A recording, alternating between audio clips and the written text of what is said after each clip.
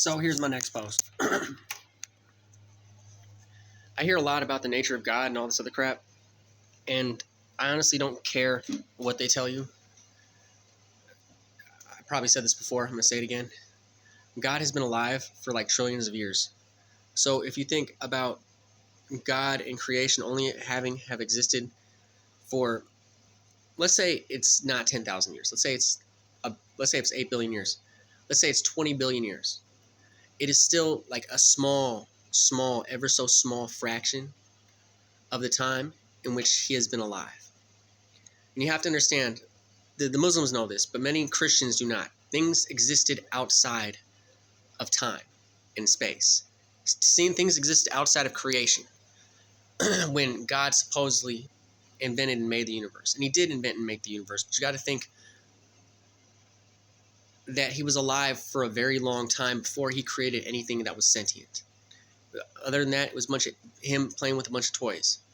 And God knows how long that we peered into existence and saw him and just didn't go and fuck with him. Eventually, obviously, we came there and we started fucking with him. But if you take another story, like the one from Greece, how everything comes from chaos. And, chaos birthed, 6 children? There's the 6 gods. I want to say there was a 7th, but, it's never...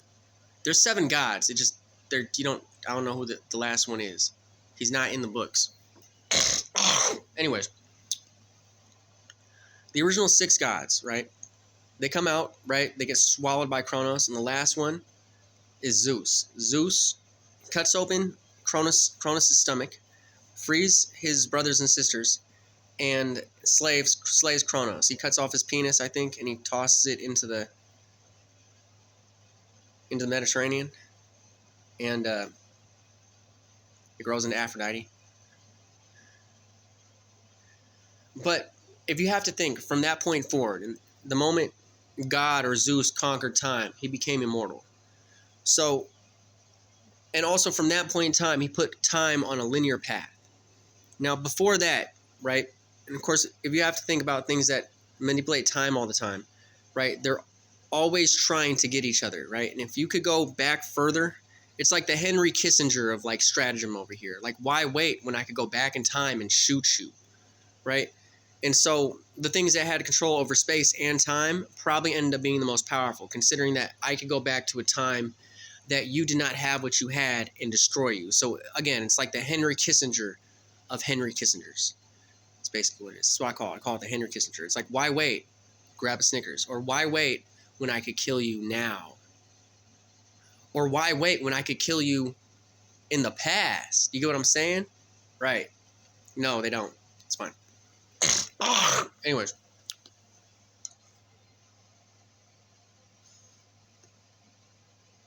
Trying to make me disagree with myself inside of here. Goddamn MK faggots. Anyways, so you think about God, and you think about God existing in a state by himself for trillions of years. Even if he's been here for like not that amount, like 30 billion years, 20 billion years, it is a very small fraction. It's not even an entire percentage. It's less than 1% of the amount of time that he has spent alone. God hates to be alone. God needs attention. He's the king of hosts. He loves your attention. He is a fiend for your attention. Like, he loves to put on a show. And if you think, because you spent a lot of that time with powerful beings that came from nowhere, God has spent a lot of time with powerful beings that come from outside of creation.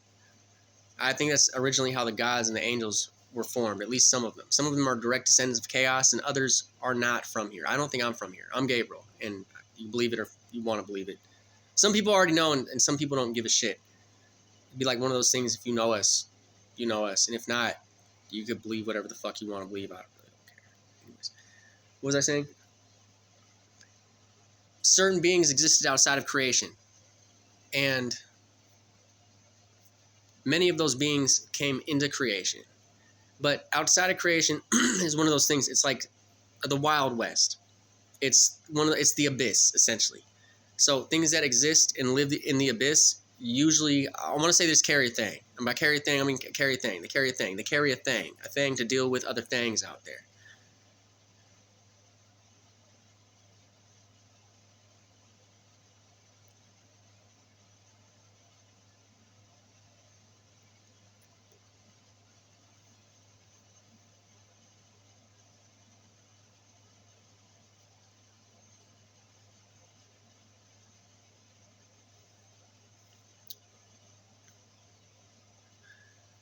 So, you know, God has a unique perspective. It's the idea that I think the original point was God has been alone for most of his existence.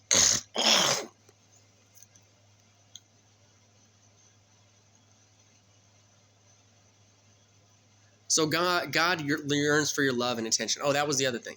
And the other thing is, even if you've been around for 20 billion years, you have to think like it took you like a 15 billion years to get something that you could even talk to. So there's us, right? There's us, and then there's your monkey ass, which you weren't even a monkey. Like you weren't even a monkey yet. Like you weren't even something that could hold a conversation. You were a paramecium. You were small, paramecium, insignificant, pond, scum.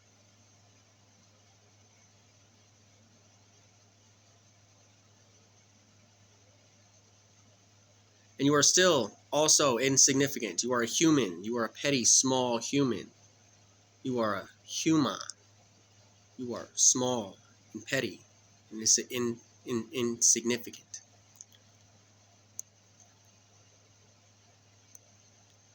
Anyways, that's why God likes you so much, is because he spent most of his time alone before, I don't know, I guess we decided to fuck with him.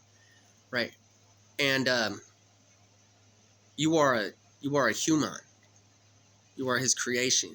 You are his creation. You are a small creation that he's trying to evolve into something he could hold an intelligent conversation with. That's why I think he hates Christians. He hasn't always hated Christians. Christians used to be more interesting, but Christians, especially like the low-level Christians, they're like complete shit. Like they're the most pedantic pieces of ignorant filth trash that have ever walked the face of the planet. He's ever no rapper Christians? Like I love rapper Christians, especially white rapper Christians. Like I've never known a more like